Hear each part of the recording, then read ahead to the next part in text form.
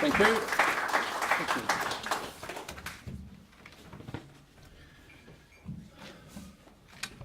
I've been contracted by DVP today to talk about crime and punishment, and as you've heard, I was 30 years in the Metropolitan Police. I finished my time as a detective sergeant. I did quite a bit of work on the anti-terrorist branch, during which time we worked quite a lot with Army personnel, particularly when the staff got blown up in Hyde Park together with the horses. Very, very sad day. Unfortunately, I had the unenviable honour of taking charge of the horses whilst they had their PMs, because to do that the shrapnel was taken out and they eventually formed the bombs which the court cases eventually depended on. Anyway, some people have touched on Brexit and conspiracies, and also this week I think one of the Yorkshire police forces said that if you hear anything at all that you even suspect might be hateful, please come along and tell us, because we want to know about it. Well, in the EU, and not a lot of people know this, once upon a time there was a lady called Professor Anne Glover, and she was appointed the EU scientific advisor to Mr. Juncker. Anyway, because of her views on GM foods, which has come back into the news scheme of things this week, she was sacked straight away. No comeback. I don't like your views, and that's it. You're not going to preach to us. So get on your bike, Professor, and get back to Britain. Now, I don't know if anybody in this in the hall today has actually heard that that ever happened. But as far as I can tell, the whole of the mainstream media never spoke about it, bar one Conservative female MEP. That's the only coverage it got. Now, that sounds pretty hateful to me, actually, just throwing a woman out because she might have different views to you, notwithstanding the fact that she's been appointed by you. So, crime and punishment. Apologies first. I've only been in the DVP since it was formed, and I haven't had a chance to get rid of my UKIP uniform so far. And also I'd like to mention the team news from White Hart Lane, where the goalkeeper Hugo Lloris is not playing today. The reason why will become apparent later on. Okay. Having been appointed DVP spokesman for crime and associated matters, somewhat fortuitously I add, it falls to me to try and determine some original ideas on the subject. So, 10 minutes to save the world. But every time I've created deep, meaningful thoughts about it in the past weeks, some high-ranking copper or politician gets prolonged airtime and sends me back to the drawing board. Only this week it was asked what our stance is on the current problems in this field. So I'm tempted to say if there was anything new and workable, the powers that be would have sussed it and implemented it long ago. However, due to the long-term effects of the 2018 financial crash, improved government policies needed to address the crisis are, I believe, currently unachievable. We need cash, something the sixth biggest economy in the world, we're told, does not have. Consequently, the current situation is powerless and will be for the foreseeable future. Barnsley, we have a problem. To illustrate the seriousness of the situation, statistics from the coalface are required. Here's the first. A Met Police detective sergeant working at an inner London location, say Paddington, works 13 hours every other day with 2 meal breaks. With 2 days off a week, 8 hours on the other 2 days. Add daily travelling time of another 3 hours, so you can tell what his work a day is. He has to work overtime if the situation is pressing. Emergencies require even longer, so his life is a busy one, and inner London is never quiet. Days off are regularly worked when murders, kidnaps, or maybe serious robberies occur. This earns double time, so perhaps not all bad news. Cover in the form of overtime has to be provided for colleagues in case of annual leave, sickness, or court attendance.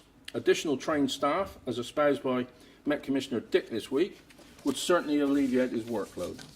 The kicker here is that I was that detective sergeant, working those hours in 1983. Implosion, perpetual crisis, dangerous are some of the descriptions applied to the state of our police forces today, and they're not wide of the mark. Consider, sorry about this, more figures. The number of recorded rapes in the Met Police area last year increased by 20% over those in 2016. Those are staggering figures by any measure. The government and police, they are as one, of course have the goal to tell the public that the reasons for the increases are unknown. Really? Ignoring the obvious doesn't inspire confidence. Those figures reduced to 20 cases of rape a day. 20 a day. Almost unimaginable. Rapes require a particularly labour-intensive, time-consuming and sympathetic investigation, or they run the risk of never reaching court, much less a successful conclusion.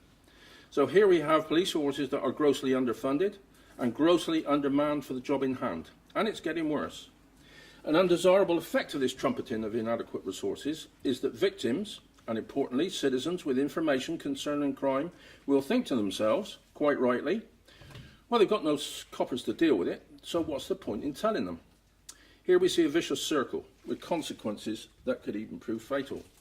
But it seems that there may be help on the horizon, because this week the first private police force was shown in the Metro in London, and it's called My Local Bobby.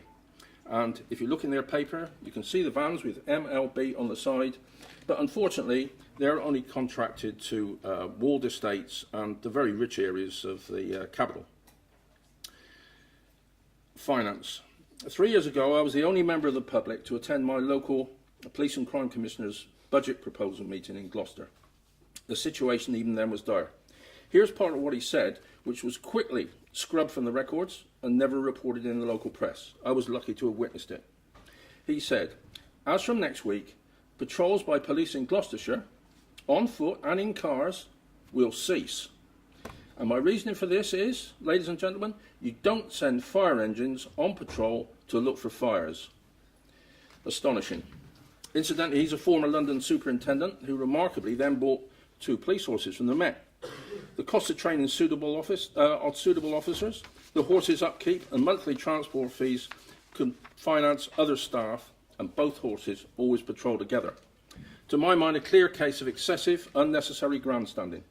We would monitor police spending and have the absolute power to overturn PCC's decisions. We have to accept that as a result of their abandonment and decimation, the police of today cannot be all things to all people. The country must cut its coat according to its cloth. Therefore, we have to tell voters, unpopular though it will be, that we must prioritise. Firstly, we scrap the attention and resources that hate speech receives. Yes, it's unpleasant. But like Mayor Khan says of terrorism, it's all part and parcel of living in Britain today. And compared to physical assault, its impact, I suggest, is negligible. We must concentrate on preventing children and women from suffering bodily and mental harm. To do so will be cost effective. Domestic violence on its own cost the UK £1.76 billion per year. That was taken from Sky News in December 2017. And heaven knows what the unlawful sexual abuse is costing from children's assaults. But by prioritising and preventing, a primary object of an efficient police even in 1829, we would at least make the lives of some would-be victims free of the outrages and long-term mental health issues that bedevil our society today. Ending such assaults negates the need for expensive remedial treatment in the future and its consequent cost to the NHS. I now make mention of teams of concerned private individuals up and down the country who, in the absence of police interest and resources and little publicity, are tracking down and detaining would-be child abusers from the internet, themselves, private, unpaid, concerned citizens. Such offenders that they're tracking down, according to government figures released last week, number in the order of 80,000. They've got a big job on their hands. Wrongly labelled by some as vigilante groups, they have acquainted themselves with the requirements of the law on these matters and are outperforming constabularies and gaining convictions. The police take over once they've arrested the suspect. I would therefore be very happy for the party to identify with these groups, not to glorify them, but to recognise their efforts and offer our moral support and maybe even sponsor them to a degree. Police seem ambivalent to their activities, and this needs further research. Now, this will be very unpopular. We now need to be realistic. Due to the very real shortages, as outlined, we will have to adopt the once unthinkable. Abandon the investigation of crimes committed against property, e.g. theft, burglary, criminal damage. Unpalatable? Yes, but necessary. Offences which involve assaults against people, their well-being, whoever they are, must take precedence over the investigation of crimes of property. We don't have, or rather the country doesn't have, the facilities to do that at present. Even in the mid-90s, a friend of mine was the Chief Security Officer of Alders in Croydon, big departmental store, and they caught a guy there who was kiting, is what they called it at the time, writing stolen cheques. They rang the local police, and after 15 minutes they rang back and said, sorry, can you ask him to come back next week? That is a true story. So, it's a crisis. Unpalatable, yes, but necessary. People before property would be a suitable mantra. We'll have to impress upon people that if they have stuff, they will have to be more protective of it. Guard it well. Buy better anti-theft devices. Be aware of possible threats to your property, and they must be asked to play an effective part in this war against crime, and we must involve them now. Having said that, the records of their property will be taken, serial numbers, etc., and recorded at the station. So if in some future time they do happen to arrest a handler of stolen goods, then they will be married up. How do we prevent more crime? The $64,000 question. The simple and obvious starting point is less criminals in the UK equals less crime. Obvious? In the early 2000s, Labour mooted a distance vetting scheme. Unsurprisingly, they bottled it. Potential visitors, for whatever reason, would be obliged to obtain a clean visa from our embassy in their country of origin before being allowed entry. No exceptions. We decide who comes here. We don't want rapists, murderers, or such like. Gang leaders. Not at all. An example. An army veteran friend of mine in Gloucestershire got to Manchester airport last month, armed with a visa and the intention of visiting his sons in the States. He was refused permission to board his plane and no appeal, so it can be done. Might they, other than holiday makers, also have to obtain insurance against their committing crime or causing injury whilst here? I can imagine that if that was investigated, it might be a system whereby we could even make a profit on it. And it might certainly put people off coming here. It would depend. Then, of course, deport more criminals. The current arrangements are a joke. Another example, an Italian national, Domenico Rancadori, was arrested in Ruislip a couple of years ago on a European arrest warrant after being found guilty of mafia membership in absentia, meaning his immediate imprisonment when found. He claimed that all his human rights would be breached because of the terrible state of all Italian jails, whichever one he was plunked in. The process was repeatedly put off, deliberately extended over 2 years until the sentence was declared out of time. So he's still here.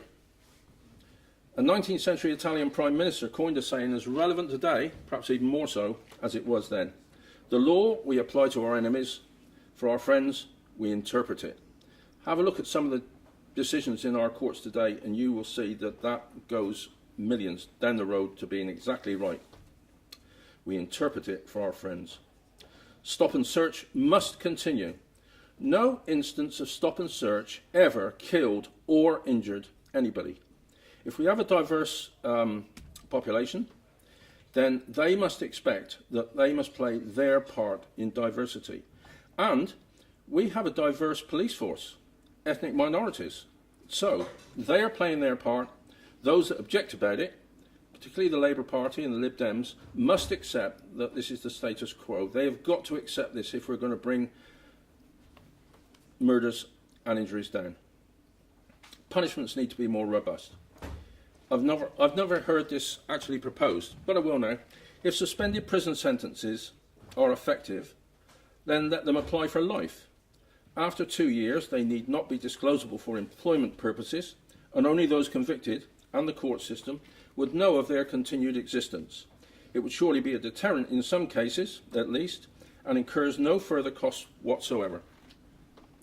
My Police and Crime Commissioner, him again, demands that viewers of child sexual abuse images should never be imprisoned. This is counterintuitive.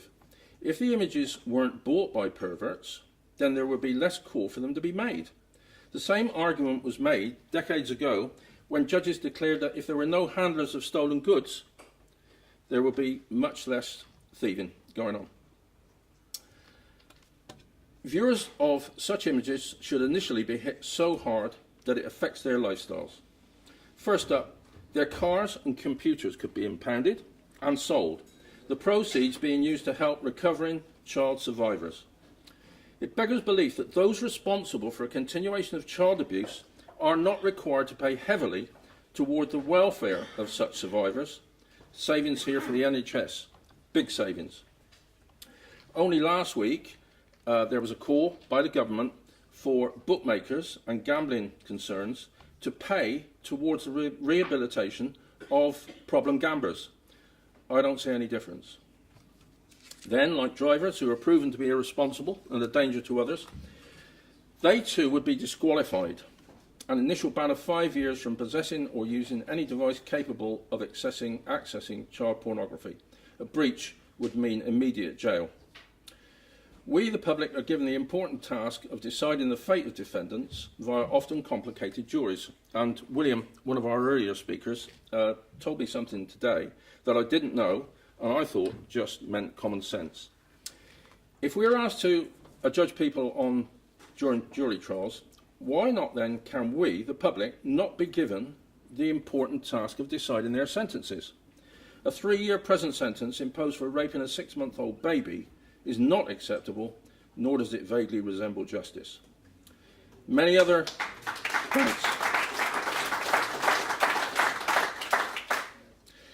senseless, unfair adjudications abound. Read your paper every day.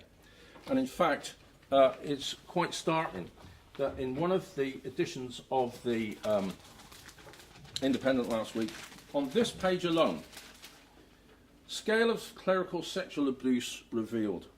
Nuns join protest over bishop rape. Nobel Peace Prize scandal man to face trial. It's a pandemic. It's not just confined to this country, but those images that those people conjure up are sold here to our sex offenders. So it needs to be stopped as far as we can. Help worldwide. Another thing for our targeting will be the parole board. Similarly readjusted to employ our common sense and fairness, not hand-picked snowflake liberals. The situation is crying out for direct democracy.